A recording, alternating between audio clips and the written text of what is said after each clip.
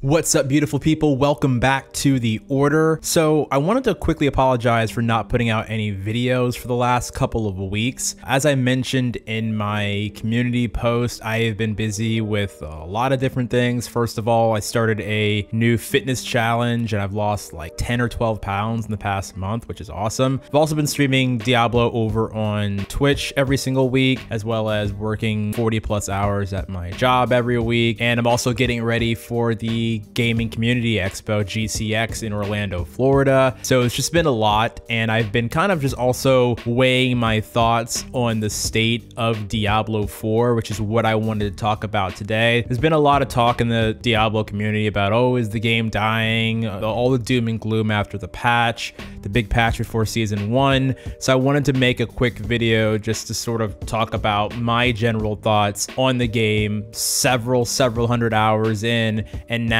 that we're here into season 1. So as far as Season of the Malignant is concerned, I do want to start with some positives. I do think that the seasonal journey and quest line have been a really good way to mask the usual leveling grind. Since you're skipping the campaign, I think it makes a lot of sense to have some sort of path forward when it comes to leveling, and I think that the chapter format works really well as you're clearing the appropriate objectives within each leveling pocket. I want to throw this in here really quickly. While I was recording this video and just trying to go through my inventory, the game crashed. So yeah, there's that. So my main gripe with the season remains the same. The Malignant Heart mechanic just doesn't feel like it was worth building an entire season around. The entire gameplay hook is essentially built around farming for just 3 gem slots, with no real new gameplay activity to undertake unless you want to count the Malignant Tunnels, which are essentially just much smaller dungeons. At the very least, I think Malignant Hearts could have fit into all gem slots to make this a bit more exotic and exciting and really allow you to go crazy with build possibilities around the Malignant Hearts. Not to mention, the hearts are another thing to clutter up your inventory,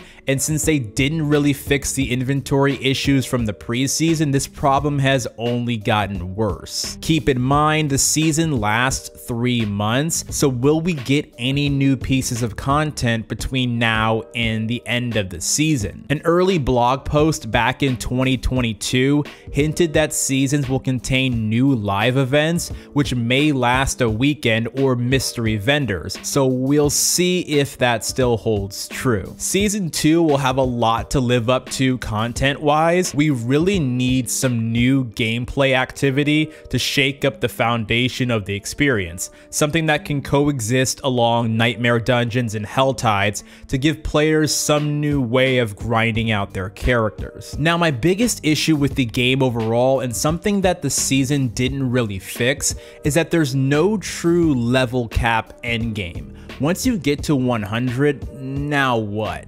In most online RPGs, getting to level cap means unlocking something, some new thing you now have the ability to undertake. Outside of fighting Mama Lilith, what are you really working towards besides spamming super high nightmare dungeons, right? No new dungeon mechanic or raid, no new area, nothing unlocks once you get to level cap, which is currently 100. Endgame content technically starts at level 50. Once you get into Nightmare tier 3, you've basically seen all the game really has to offer, and that's technically the midway point of your leveling experience. Well, really not quite, because you know, it gets harder to level as you go on. We can talk about the nerfs and balance changes, but that's just an ever-evolving thing, and I'm honestly exhausted trying to keep up with all of it. XP gains are all over the place right now and have been nerfed in Nightmare dungeons and really nerfed everywhere. Like, basically the game is forcing you, once you get to level 50 and up, to almost entirely just do Nightmare dungeons. Even the experience from that is not what it was prior to that big pre-season 1 patch. They've had multiple campfire streams and patches dropping to put out the fires from that patch, and my 2 cents on that, if you're gonna make a mistake like that, I guess it's better to make it super early in the game's run so you have time to fix it and repair your trust trust with the player base, but that trust is also hard to earn back, so we'll have to see where things go from here with the community. There's still a lot to be addressed as well, you know, from enemy crowd control and freezing being overpowered, resistances not really working, the over-reliance on vulnerable as a damage mechanic, and the aforementioned inventory and itemization issues that still like fundamentally need to be addressed. Overall, I still think there's a lot to love about this game, but I also truly believe there's just a ton of things that desperately need to be smoothed out over the next few months to bring it to an optimal place. Continue to smooth out the leveling grind, tweaks that will allow for as much build diversity as possible, and an additional piece or two of gameplay content I think will do wonders to take Diablo 4 to a much higher level and be the kind of game we wanted and we dreamed of. Do I think the game is dead or dying, or is all that hyperbole? I mean, I think there's a lot of doom and gloom right now, but I do think they need to figure it out because it's easy to see the player base eroding quickly if they don't. Let me know in the comments below where you stand with Diablo 4